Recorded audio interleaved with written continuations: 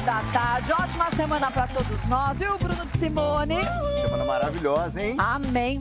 Né, Regina Dourato? Coisa boa, né? Uma semaninha nova pra gente recomeçar e começar tudo de novo. Ai, nem fale. E o bom, sabe o que é? É que a gente tem a cada dia, a cada semana, a oportunidade de fazer as coisas diferentes do que a gente tem feito. Resultado diferente, atitude diferente. Então, o resultado do dia, você tá fazendo tudo igualzinho, o resultado vai ser o mesmo de sempre. Então, reclama menos e se mexe mais. Bora, né? É mesmo? É por isso que eu gosto de segunda-feira. Eu adoro Tem gente que não gosta, segunda-feira. mas eu também gosto. Eu gosto. Porque dá essa oportunidade pra gente. Pra mim, a sexta é mais cansativa do que a segunda. Você também? Também, porque a gente já veio ali da semana, Já veio da A né? gente sempre chega animado aqui na segunda-feira, até porque eu acho que a gente fica com saudade um do Não. outro aqui. Né? Vamos fazer a correção. A gente sempre chega animado, ponto. É. Todo Segunda, dia. terça, quarta, quinta, sexta. Ai, hoje eu tô tão estabanada.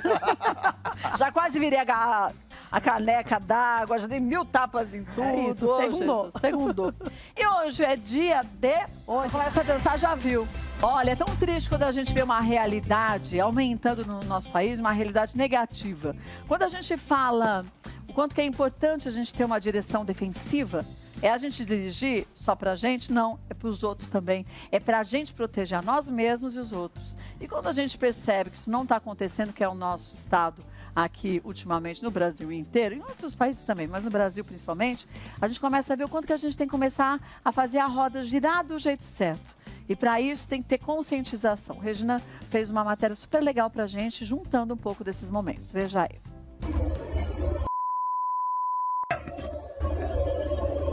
66% dos brasileiros já presenciaram conflitos ao volante.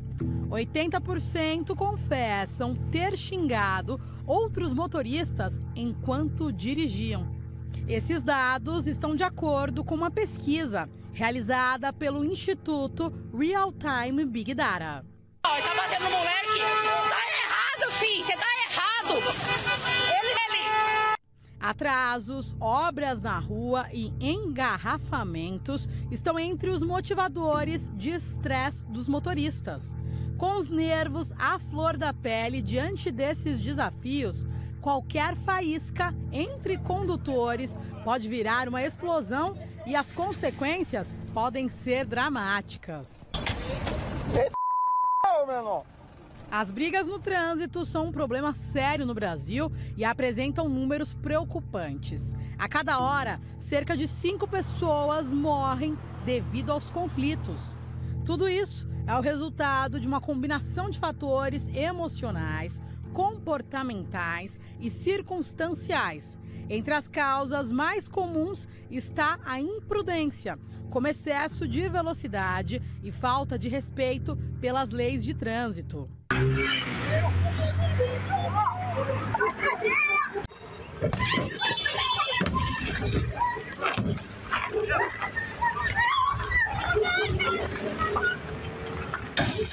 O movimento internacional Maio Amarelo se destaca com a intensificação das ações para reduzir a violência no trânsito.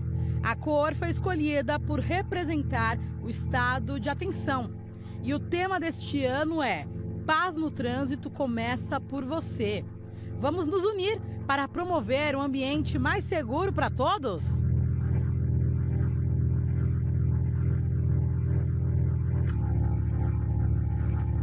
Olha, vamos falar hoje sobre esse assunto com o Luiz Fonseca, que é especialista em trânsito e direção defensiva. Seja muito bem-vindo ao Melhor da Tarde, viu? Obrigado. Fazia pouco tempinho que a gente tinha se falado, né? Mas par de anos, né? Alguns anos. E o que mudou em mais ou menos 30 anos no nosso trânsito, que era no passado, quando a gente se conheceu lá na Rede Mulher, e para hoje? A situação piorou demais, não foi, Luiz? Na verdade, não mudou muito. Você acha que não piorou? Não, é assim... Tem muito mais carro na rua? Então, o volume pode ter mudado, Kátia, mas a situação não mudou.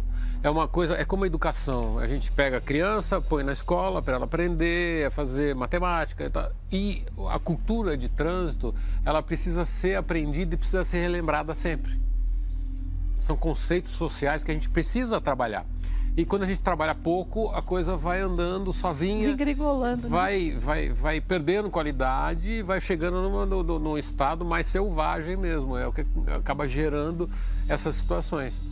o próprio veículo acaba ajudando. Você entra atrás do volante, se sente forte, intocável, e daí você fica agressivo, muito mais agressivo do que normalmente. A sua personalidade muda. Os estúdios Disney, há muitos anos atrás, anos 50, fizeram vídeos que mostravam essa coisa que os psicólogos já tinham identificado.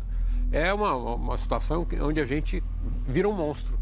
É uma pessoa calma, tranquila, você vê que a pessoa fica agressiva no volante, porque ela muda realmente, porque o veículo muda. Mas será que ela muda ou ela se sente mais forte porque tem atrás, ela está dentro de um veículo que pode protegê-la? Então, quando ela sai, né? Desceu, pôs o pé no chão, acaba. Vira o conversor automático.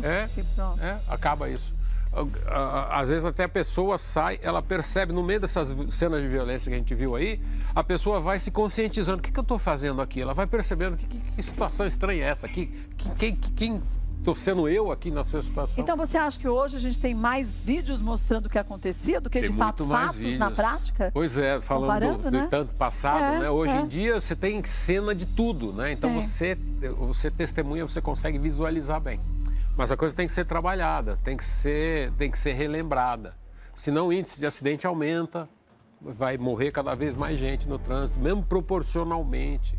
O negócio é sério. Tem esse ano o Maio Amarelo, que tem um tema Paz no Trânsito Começa por Você. E essa é uma grande verdade. Sim. Eu tenho que fazer por mim e pelos outros, mas uma direção defensiva é a gente fazer por mim e pelos demais. Não importa se o outro não está dirigindo direito, não está pensando nisso. A minha parte eu vou fazer, né?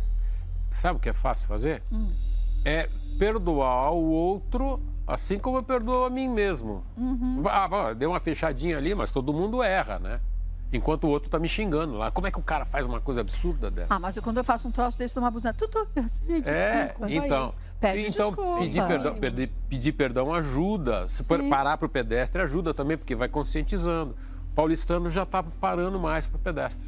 Então as coisas vão andando, dependendo da atitude da gente. A gente tem que ter atitude, mas assim, tem que ter campanhas para que a coisa mude, né, na coletividade, não só, né, da gente. A gente vai criando uma coisa boa em torno da gente, mas a gente tem que fazer com que a sociedade mude. E aí depende de campanha grande mesmo.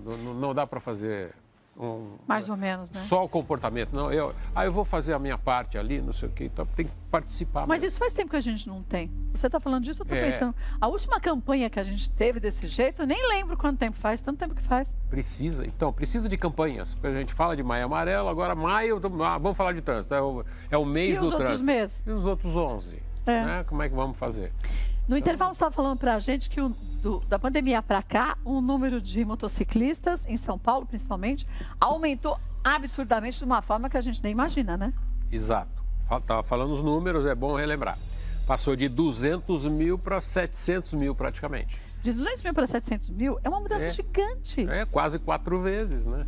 E por que você acha que isso aconteceu? Pela facilidade das entregas, porque não se saía de casa, passou a ser um trabalho do motociclista fazer a entrega lá. Então apareceu uma nova profissão. Sim. Essa nova profissão foi onde o pessoal embarcou. Pessoa desqualificada, essa coisa toda, tira uma carteira de habilitação, que não é muito difícil, e vai trabalhar. Pouco qualificada, mas vai trabalhar. Né? Então, por isso tem muito acidente, essa coisa toda. O pessoal tenta fazer campanhas para evitar o pior que vem acontecer.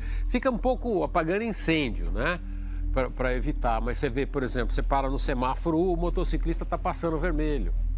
E muitas vezes colocando em risco, né? Muitas vezes tem acidente nesse passar o vermelho ali e tal. Então a gente tem que realmente chegar no semáforo, conferir para ver se o motociclista não está passando. Agora, o que você está falando é importante. Se a gente fizer um comparativo, o número de pessoas que são acidentadas, que são mortas, que são atropeladas, e andando na faixa de pedestre, na calçada, parece que tem aumentado também. E o número de pessoas dirigindo carros de luxo, cometendo esses crimes, parece que está proporcional também, aumentando absurdamente. Você acha que isso está acontecendo justamente pela imprudência ou pela certeza que muitos motoristas têm da impunidade? Uma das coisas que a gente precisa entender é que o atropelamento do ciclista, do pedestre, essa coisa toda, ele aparece menos, mas o volume na estatística é maior do que a colisão, carro com carro. Você não vê, porque a pessoa é atropelada, ela é pega dali, leva logo para o hospital, essa coisa toda, não fica fazendo muita hora ali. mas a proporção é grande. Houve anos em que 70% era atropelamento. Nossa, é muita coisa, né? Então, e na faixa de pedestre, né? Então a gente fica preocupado assim, não, vou tomar cuidado com os outros carros para não bater essa coisa toda, mas tem que preocupar com os pedestres. E eu estava comentando com o pessoal aqui antes de começar, vocês fizeram curso de pedestre, não? Não. Ninguém fez. Eu só faço curso de educação. Não adianta botar o pé e sair andando. Tem que olhar bem para ver se não vem nenhum louco para passar, né? Treinamento com as empresas, eu sempre encho as paciências, pessoal. O pessoal, o pedestre é responsabilidade nossa, não é responsabilidade dele. A gente não pode acertar ele de jeito nenhum. É verdade. Essa é a premissa do trânsito. Acerta. E o que tá faltando, né? Mas tem gente que vê o amarelo piscando e acha que é um semi-amarelo, né? E o brasileiro não cruza amarelo, o brasileiro cruza vermelho. O que é pior. O amarelo é meu. Ainda tá comigo, né? Não, virou vermelho depois que eu já estava cruzando. Já está errado, porque você pega a legislação lá, amarelo é parar. Não tem? Pessoal, o que quer dizer amarelo? Se pergunta sem gente dar. Que não sabe? O pessoal fala assim, amarelo é atenção. Não é atenção em lugar nenhum, não tem escrito em nenhum lugar, é pare. E aí, sabe quando é que pela lei, quando é que é o certo? O certo é você entrou na faixa de pedestre, deu o amarelo, tudo bem, você pode cruzar. Mas com cuidado. Mas se você olhar isso, dirigindo, presta atenção nisso, você vai ver. Dirigindo nada eu estou lá no meio do quarteirão, deu amarelo, não, vou acelerar aqui para passar. Ainda passa acelerando. Dá tempo que tem mais 3 segundos para eu cruzar. E numa dessas você pode, se não matar, deixar a pessoa numa situação que, infelizmente, muitos não conseguem se recuperar. A gente tem aqui hoje a Emily Natielli, que foi vítima de atropelamento. Gente, ela tem 23 anos, mas aos 18 ela sofreu esse atropelamento e deixou ela numa situação muito difícil até hoje. Ela está fazendo fisioterapia, está tentando se recuperar, está se recuperando, mas é uma recuperação muito lenta e poderia ter sido evitado. Uma menina de 18 anos estava saindo para fazer uma entrevista de emprego e teve uma reviravolta na vida. A gente está com a Emily com a gente para a gente conversar. Ela trouxe o vídeo? Então legal, então vamos ver, está junto com a irmã dela, né? Então vamos dar uma olhadinha aí. Oi, Kátia. Meu nome é Emily, tenho 22 anos, sofri um acidente de trânsito aos 18 anos, tive hemorragia cerebral, fiquei internada há quase 2 anos. Hoje eu faço reabilitação na ACD e tenho chance de voltar a andar, graças à minha família e graças a Deus e graças à ACD. Olha, é bom a gente ver a Emily, né, bem desse jeito, sabendo tudo que ela passou e que ela está se recuperando. Mas, ao mesmo tempo, é triste saber que a gente podia estar com a Emily falando com a gente agora de outras coisas que ela fez na vida, se não tivesse tido uma imprudência de motorista que atropelasse desse jeito. Em alguns casos, o motorista, além de atropelar, sai correndo, foge e nem presta o atendimento. Lembrar, gente, que a ACD, que é onde a Emily faz o tratamento dela, é referência em ortopedia, em reabilitação de pessoas com mobilidade reduzida e faz um trabalho brilhante disso, com grandes profissionais. Eu conheço, hoje adolescente, o Marcelinho, mas na época eu conheci ele era criança, que ele tem paralisia cerebral e fez todo o tratamento, continua fazendo a ACD. Então, ali tem um grupo de pessoas de dedicação, de amor, de alma, não é só grandes profissionais. São pessoas ultra do bem que recuperam certas pessoas de uma forma como se fossem em outros lugares, outros países, não teriam essa oportunidade. Mas a Emily podia estar no mercado de trabalho hoje, numa outra situação, né, Luiz? O governo inglês fez uma campanha bacana, entrevistava um rapaz na rua, assim, quantas pessoas você acha que é uma estatística, é um número bom para morrerem no trânsito por ano, né? Aí a pessoa fica um pouco na dúvida e tal, e responde, não sei, uns 70 talvez, né? Ele pega um radinho e fala, olha, ele falou 70 para mim aqui. Daí de um quarteirão lá da frente, lá vem vindo uma multidão, 70 pessoas. As primeiras são a filha dele, a mulher dele, o pai dele, a mãe dele, a sogra. O pelotão de freio. Aí o rapaz pergunta de novo para ele, assim, agora, quantos você acha que seria um número razoável para morrer no trânsito todo ano? E aí ele pensou? Falou, claro, 0, né? Óbvio, pois né? Ninguém, né? Então, quando você pensa... Porque você não põe uma personagem conhecida como a pessoa que morreu no trânsito lá. O número da estatística é muito frio. E se a gente pensa assim, como é que eu estou me envolvendo com a pessoa lá? Por exemplo, essas situações de brigas todas que a gente viu na tela, né? Eu estou brigando com quem? Com o pai de alguém, com o irmão de alguém, com o filho de alguém, com alguém que você sustenta, né? Então, a coisa é insana no momento que você aceita uma violência dessa, quando você não tem nada a ver com o seu perfil. Você encontrar a pessoa na rua a pé, você não vai nem ser agressivo com ela. Eu não sei, mas eu acho que as pessoas andam um pouco fora da casinha, sabe? Também. Aquela coisa de, Também. eu tô Né? no celular, então um segundo só vou dar uma olhadinha que meu marido tá mandando uma mensagem, pronto, o suficiente para você bater, para você atropelar, para você matar alguém. A gente viu um idoso... Um segundo. A gente viu um idoso, não faz muito tempo, foi finalzinho do ano passado, que foi atropelado. Ele tava, ele com demência, ele tava com um pezinho embaixo, sabe, na calçada, e o outro para descer. O outro ali na beiradinha da calçada. Atropelaram ele ficou jogado ali por horas. Ninguém nem socorreu aquele senhor. Aqueles 2 garotos, adolescentes que foram mortos na calçada, atropelados pelas costas. Não tinha nem tempo de correr. Então, você começa a olhar, fala, como que uma pessoa vem em alta velocidade daquele jeito, passa por cima de algumas pessoas, arrasta ela por metros e diz depois que não percebeu? Como você não percebe, gente? O caso da Porsche mesmo que também, teve, né? Que a gente estava até comentando, né? Do Fernando Sastre. Sim. Ele saiu de um bar, né? Obviamente que ele bebeu, e aí acelerou e matou um motorista de Uber. Quer dizer, aquela família perdeu o pai. Foi, lá no Rio de Janeiro. Não, aqui em São Paulo. Mas teve no Rio de Janeiro também outro, assim, lembra? Teve também. Na Avenida Lúcio Costa? Sim. A Que era mesma avenida teve dois recém-casado. Estava problemas recém-casado, parecidos. tinha acabado de casar. Exato. Então, Esses Mas é são isso os que a casos gente mais fala. óbvios. E são os óbvios. casos que pegam grande repercussão na mídia, porque chama atenção, outros que a gente nem fica sabendo. Exato. Mas dessa que a Kátia comentou também, dessa sensação de impunidade. Eles estão muito à vontade para beber, para mexer no celular, para sair sem pensar em quem está ali ao redor de fato, né? E acha que nada vai acontecer. Mas o programa de conscientização é mais importante do que a fiscalização, por exemplo. A impunidade é um problema, mas a conscientização é um problema maior, porque todo mundo fica inconsciente da situação. já que o outro faz, eu vou fazer, cuidado. né? Eu vou andar devagar, eu vou dominar a situação. A proposta que eu faço quando eu vou em alguma campanha, alguma coisa, vamos parar com aquele negócio de eu conseguir chegar e vamos trabalhar para dominar a situação do meu saída até o meu destino. Dominar mesmo. Não deixar acontecer nada. É verdade. Projeto risco zero. E você não concorda? é projeto acidente zero, é risco zero. Aí porque você muda de comportamento, você causa um trânsito mais seguro. Todo mundo. Mas você concorda que isso seria o óbvio? Não seria?